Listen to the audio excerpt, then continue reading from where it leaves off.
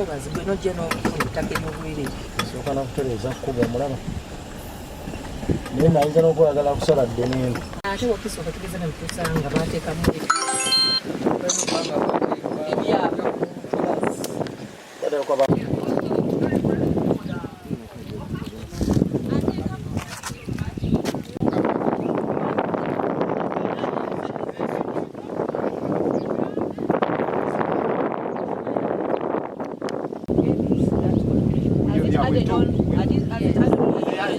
They had stopped, but now they started. Okay. Yes, so that's what you are saying. They come at night.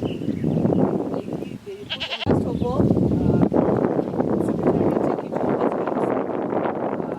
very fast, can never. N'obutonde bw'ensi abutattaaganya. Kati bakameramani batuyambeko okukwata wano.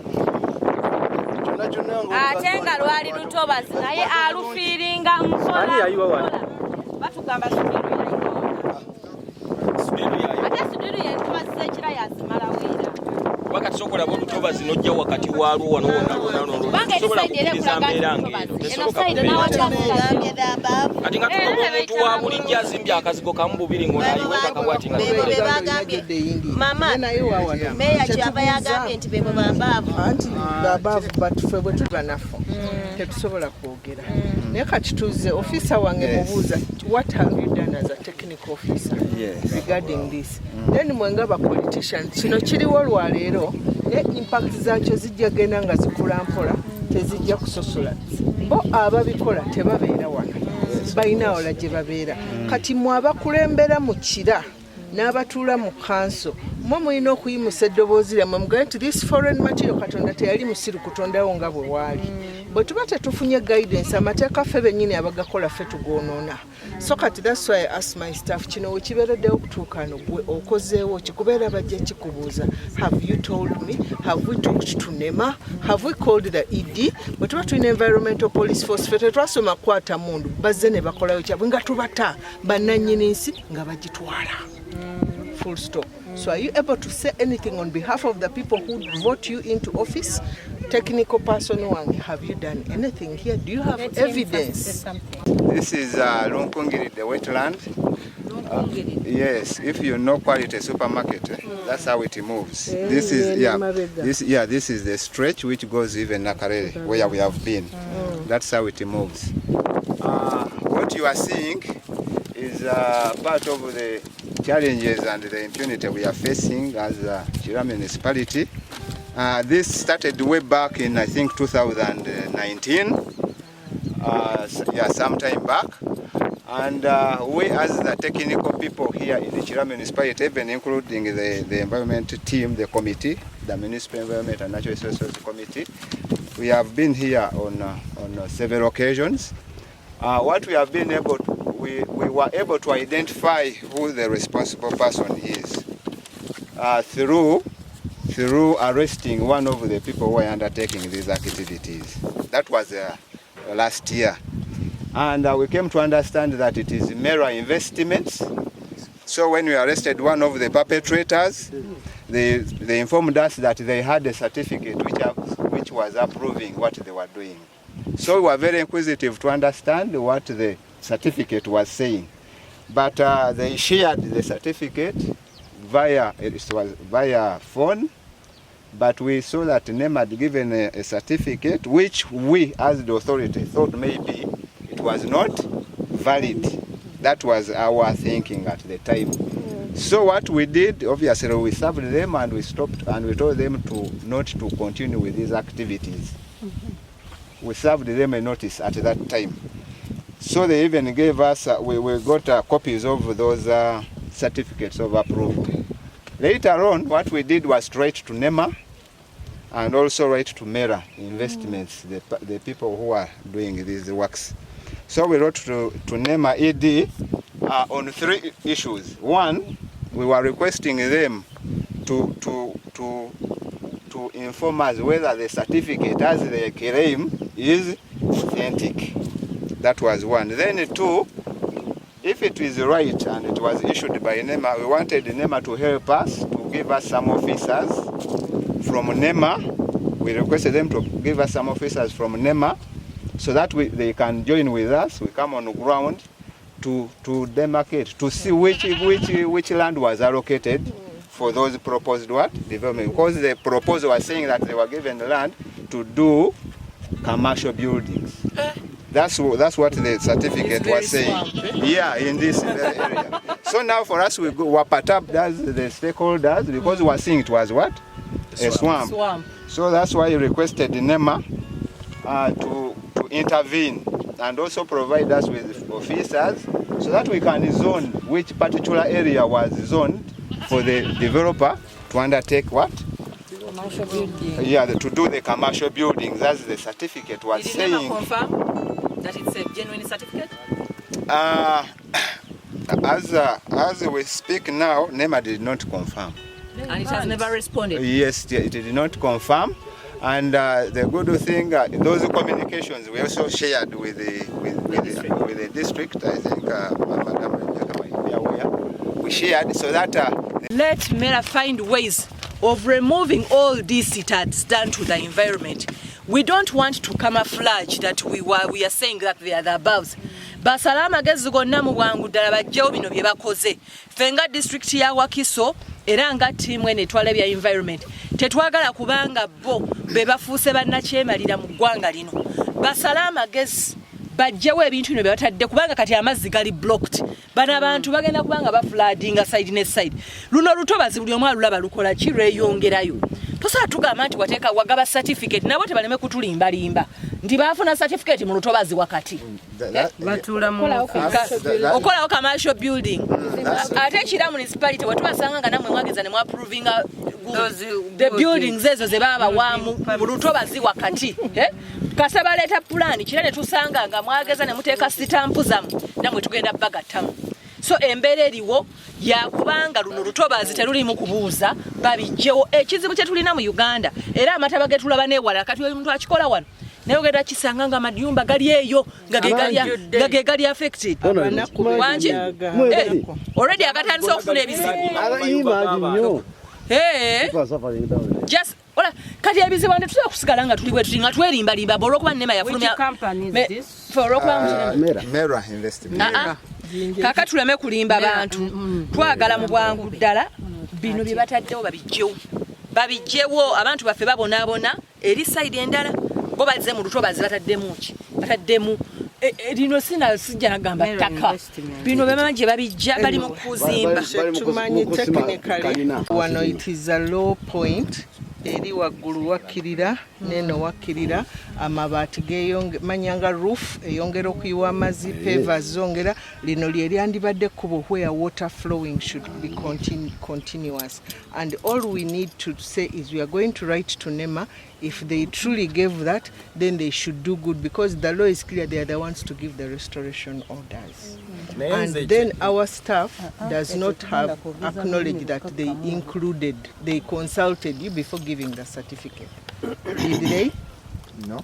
So then we shall write to NEMA. They do good. They didn't consult the municipality nor the district, and they are the ones to give the restoration order. Abantu bakuno bonna babona katolengera aga amayumba ago enkuba buli lwetonnya amazzi gabasanga mu kisenge. Kati abatuuze kyetusaba twagala ekintu kimu, kampuni yaleeta ebitaka bino ebiyole amazzi gali gatambulira obulungi. Erinnya Namuddo Kate nga nze akulira ebyontobazi mu Wakiso district. Tuli mu monitoring, tulaba amataba lwaki gamazeewo abantu baffe, tulaba amataba gatwala amamotoka, gatwala abantu, gasse buli kiramu, ababodaboda amataba gabatwala. Naye nga kino kyennyini kye tulimu wano kye kireetedde amataba okugenda wano, basuula wano ettaka naye byaffectinga abantu baffe abali eri mu maaso ddala. Kati kyenkubira omulanga abantu ba NEMA, bannanga abantu ba NEMA, mwe abakulu abakulira entobazi aba NEMA, muleke abantu bano kubanga babasiiga enziro. Bwe baba nga kituufu mwagaba wano certificate ebakkiriza okuzimba mu ntobazi buno, muveeyo ku mpewo mweyogereko, kubanga abantu bano aba MERA investment bagambye mmwe mwabawa olukusa okuzimba mu lutobazi ate nga bagenda kuzimba bizimbe bipangisibwa basule wano zikalina nga zipangisibwa. abantu abaffe bafiirwe kubanga bo bagamba be babaavu tewali abagambako naye mmwe abakulira ebyobutonde bw'ensi muveeyo mutu assurance nti mugenda kugamba abantu bano bajje ettaka lino mu ntobazi tukooye ba from above nga ffe abantu ba bulijjo ffe tufa so twagala with immediate effect bajje mu ettaka lino ffe emiggo mugitukuba misana lwaki bano abatambuza ettaka ekiro temubakuba miggo oba emmotoka zaabwe ne zikolebwako ng'etteeka bwe liragira naye bo mubaleka ne beekalakaasa nga bajja okwonoona obutonde bw'ensi ate ffe baba babuulira abantu ekituufu ffe be muddako be mukuba emiggo tujja kusirika bw'osirika ofa bw'oyogera ofa tugenda kwogera nga bw'okusinziira nga bw'olaba abantu abagagga balina ssente be bannannyini b'okumalawo entobazi kati nga bw'olaba nti bagamba nti wano sudiiru yavunaanyizibwawo amazzi gayingira mu nnyumba z'abantu naye nze ndowooza tulabyeko NEMA ng'ekola enforcement ng'egamba abantu bajjewo ettaka ate basasule ne ssente ez'okwonoona obutonde bw'ensi nja kusanyuka nnyo ng'ekifo kino bakoze kyekimu omuntu eyayiwawo ettaka lino mu lutobazi wakati alijjawo ate asasule n'okusasula oba oliawo kinaakanga ku bagagga naye tukooyo okuyiikirizanga abanaku abagagga nga bano abaze mu lutobazi okwonoona obutonde bw'ensi nga tebakwatwako kati nono naye ya quality yejja bwita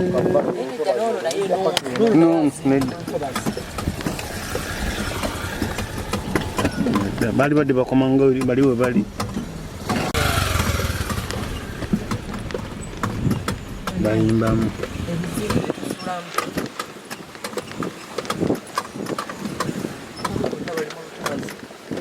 kati onjebeka mumbe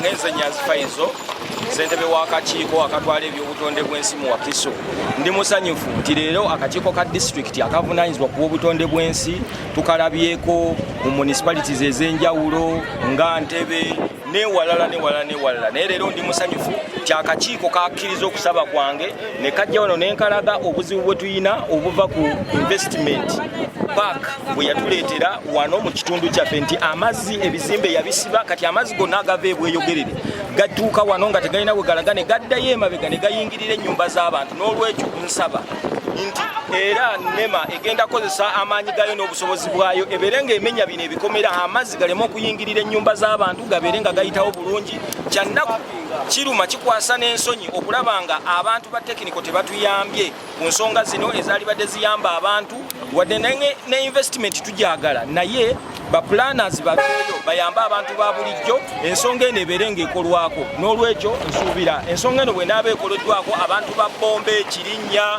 Kikonko tugenda kubeera mu environment ennungi naye ku ssaawa zino tuli bubi olw'okuba nti amazzi tegalina we galaga abagagga baagasiba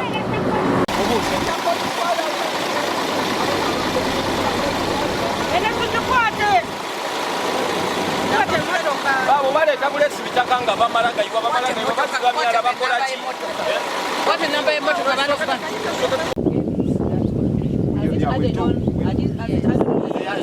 They had stopped, but now they started. Okay. Yes, so that's what you are saying. They come at night.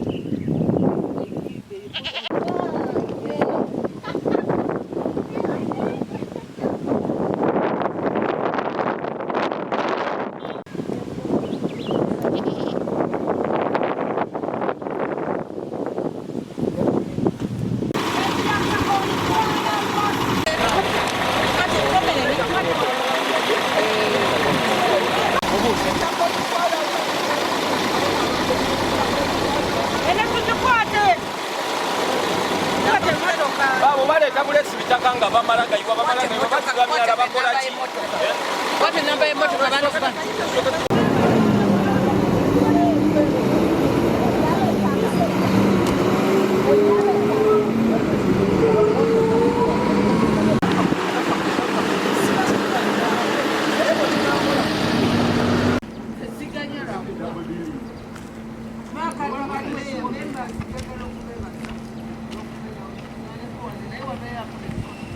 tukalabyeko mu municipalities ez'enjawulo nga Ntebe newalala naye leero ndi musanyufu nti akakiiko kakkiriza okusaba kwange ne kajja wano nenkalaga obuzibu bwe tuyina obuva ku investment park bwe yatuleetera wano mu kitundu kyaffe nti amazzi ebizimbe yabisiba kati amazzi gonna agava ebweyogerere gatuuka wano nga tegalina bwe galaga ne gaddayo emabega ne gayingirira ennyumba z'abantu n'olwekyo nsaba nti era NEMA egenda kozesa amaanyi gayo n'obusobozi bwayo ebeere ng'emenya bino ebikomera amazzi galeme okuyingirira ennyumba z'abantu gabeere nga gayitawo bulungi kyannaku kiruma kikwasa n'ensonyi okulaba nga abantu ba tekiniko tebatuyambye ku nsonga zino ezaali badde ziyamba abantu wadde ne investment tujagala naye baplanners babeeyo bayambe abantu ba bulijjo ensonga eno ebeere ng'ekolwako n'olwekyo nsuubira ensonga eno bwenaaba ekoloddwako abantu ba Bombe Kirinnya Kikonko tugenda kubeera mu environment ennungi naye ku ssaawa zino tuli bubi olw'okuba nti amazzi tegalina we galaga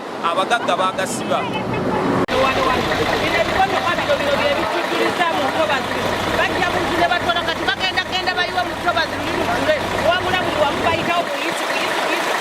twagala gavumenti egambeko bano bebasaana okubira ddala emiggo bano wano mu Uganda wano bebagomba ettaka nga bayiwa mu mazzi mutobazi katusooke mulabe amazzi bwe bamazeewo abantu bonna gali eri ennyumba z'abantu zikuze naye bano basoma bayita mu makakulo nga batwala wano wammanga betaaga okukolera wamu nga bannayuganda kikola amakulu abakulembeze politicians technical head management mulowa local governments oba ku district yonna ne tuba nga tukola ne ku sub counties ne tuba nga emessage zino tuzinyikiza mu bantu mu communities kuba ffe nga ffe tuli batono nnyo naye bwe mutulabira ku bintu nga bino ne tubireeta ne tutambula nga group ne bateyikwasa muntu omu nti kajimu Martin musajja watu atuke n'okutya okutambula babagambe nti meya tuleetako olugezigezi kati wano bagamba ki kakiiko then to us abali technical manyo olusi bajesi zaffe ntono naye ntwala omukisa guno okwebaza project ya Greater Kampala Buchanganzi gya Wakiso eno e project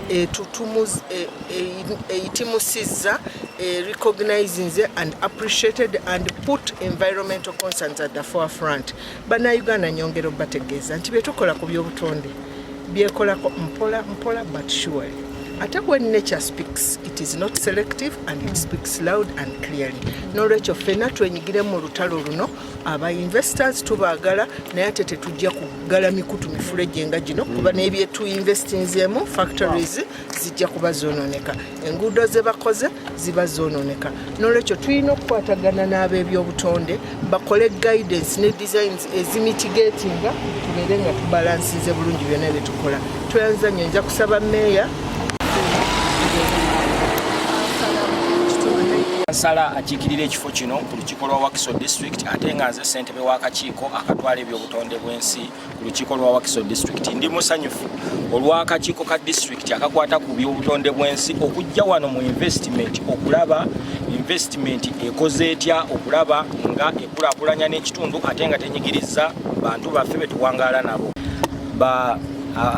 bannanyini makoliro bazimba wano naye ate ne basiba amazzi ne gabeera nga bwe gatuuka wano gakola baakafulo ne gaddamu ne gayingirira abantu naye nsubira akakiiko katuuse wano kagenda kukola ku nsonga eno omuntu wa Bombe Kikonko abeere nga takyaddamu kubeera ng'ayingirirwa amazzi neyanziza nnyo neyanzenga erinnya lyange nze Nanyonga Rashida Musoke nze deputy meya wa Kira leero tulambudde ebitundu ebyenjawulo okuli engeri gye tutambuzaamu amazzi n'entobazi zaffe ku nguudo zaffe eza Supriani n'embogo ze tukola mu World Bank project ne tugendako ne mu Kimbejja gye mwalabyeko eyo mela gwe tumanyi nga Sudil jayiwa ettaka twali twamustoppingako emabega ne balabika bazzeemu n'amaanyi era tutekinze note tugenda kuwandiikira NEMA okulaba nga eddamu ewandiikira mela gwe yali yawa approval okudevelopinga awantu awo nti lutobazi ejjeba gyemu ettaka libafiirize so that amazzi ago gatambula bulungi okuyita mu nguudo zaffe nga muzirabye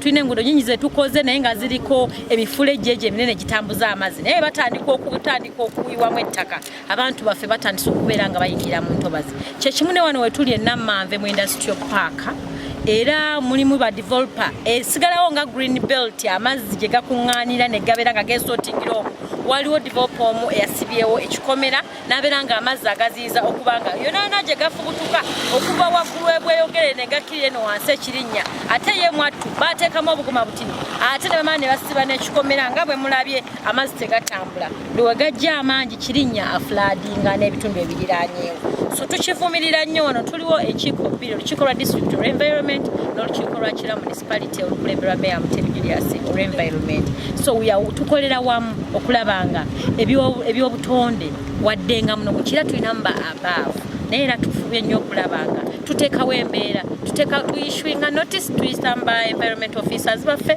ne bagenda ne baba stoppinga betusobola okukwata netubakwata netubateeka ku poliisi netubanga tulemesa abo bonna abagala okuyiwa ettaka mu butonde embeera kera nga tubadde tulemerako nga Kira municipality kubanga era twebaza ne World Bank kubanga mu sente ze yatuwa eri specific nti zino zigenda ku bya butonde okulabanga entobazi na buli kimu ekikwata ku natural resource kitambula bulungi nebaza timu gye tutambudde nayo olwaliro okuva ku district paka Kira municipality ba honorable councillors bwe tutambudde nabo okulabanga twongera okutunula mu bitundu kubanga Kira munene oluusi gye muvudde muba temunaddayo nga tegwe mwa stoppinze balabiriza kiro labira nga bayiwa ettaka n'okuzimba mu bifo nga tebalina approved plan bena gye babitadde tugenda kuteekawo embeera era buli atalina plan tujja kumumenya bere nga tusobola okutuukiriza amateeka kye gagamba tusaba ne babaavu yonna gye bali mukendeeze ku mbeera y'okukola ekibuli okuteekawo amaanyi naye kyonna kino kitwafekitingira wamu nga Uganda kitwafekitingira wamu nga Kira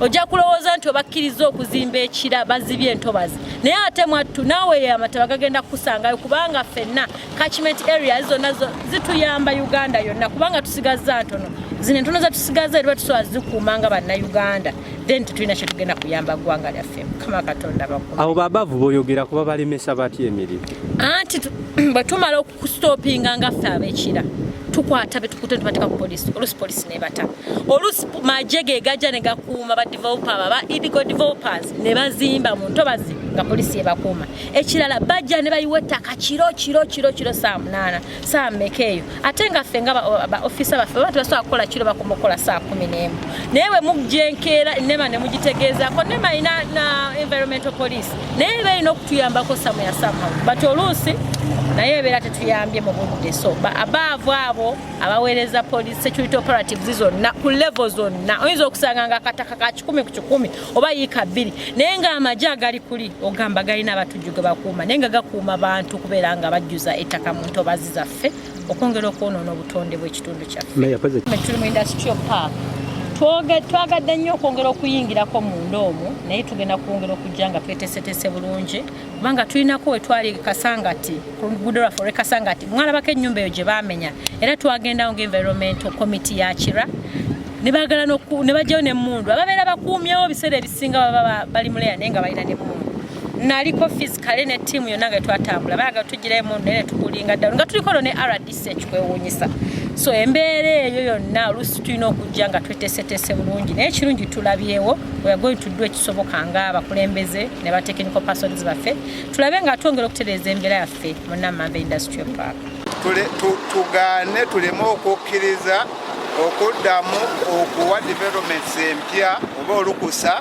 eri ba investors okwongera okujja okwokupayinga ekifo kino olwa impacts ezimu ze twerabiddeko ffe bennyini n'okwongera okutaakiriza ekitundu ekikoze ekikyasigalidde eri at least ekisobola okuyambako okuoffsettinga issues already ze tuli okulabako then n'ekirala kye tusaba nti ministry considering ne municipal councils oba cities ku issue ya grant yene ya environment and natural resources grant ejja ku ba districts nti ne ku municipalities nazo bazitunuulire mu ngeri nti ebizibu weebiri naye ogenda okwesanga nga resource allocation wekijja nga local revenue nti abeera tagged ku bintu bingi ne mwesanga nga muli constrained mu bintu bimu naye tubeera ne grant eyo nga ne municipalities nazo ziri considered tumanya nti kati eyo eri mu ku ntobazi kubanze mbi negotiate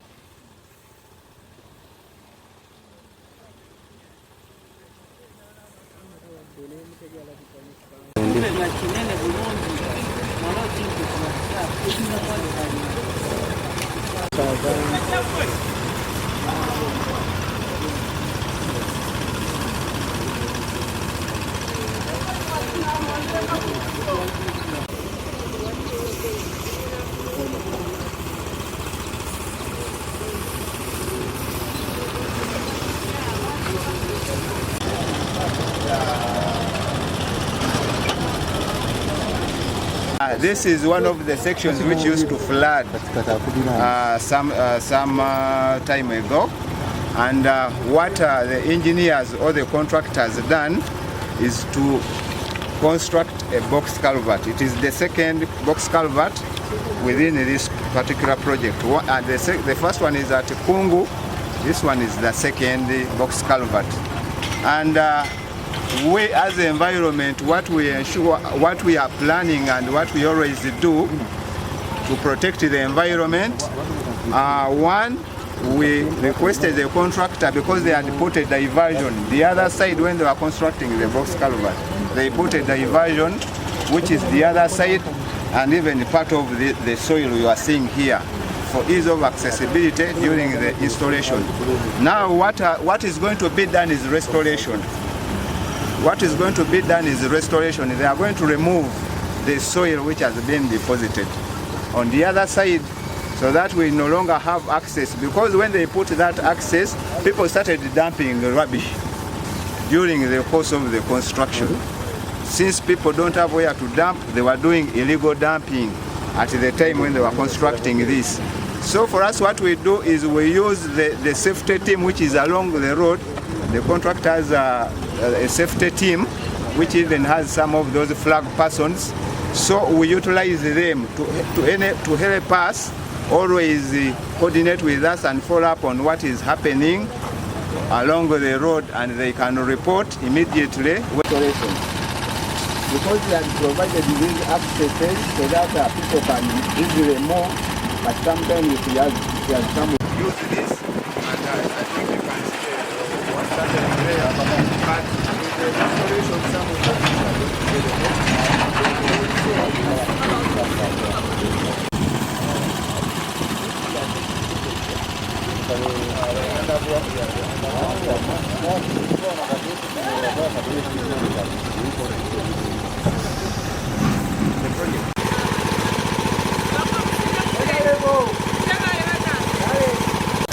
okubanga tulina kasasiro ate nga yeetoolodde wano nga bano abantu olumu bayinza n'okuba nga baganywa n'okugafumba labayo kasasiro mu kituuse kitya wano ate kira kijja kitya nti temunnakolawo kyaba kasasiro atandise okubayiringa kitegeeza we naayisawo wiiki nga 2 awo ogenda okuba yina kiki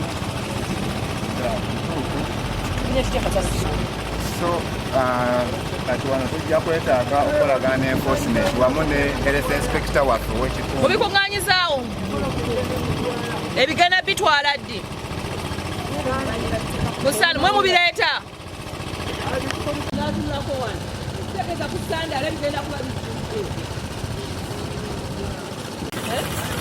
era omukulu ono atwala ebya environment mukiramu mutaasizza kubanga ze ensonga ze tuzza okutunuulira nawe mugaa nti mwe mubiteekawo ate bivaawo akati ekyo katulabe naye katufe tujja kwagala. This field and this field we are standing on the floor of this street. The impact of this is a field. Yes, this is a field. And where we are standing is a field also. So did you assess whether that could be the cause, the prior cause of flooding here? No. Because this is what I'm seeing here.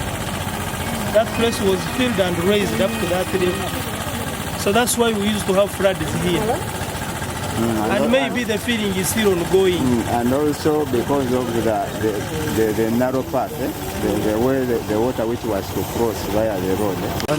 Yes, enforcement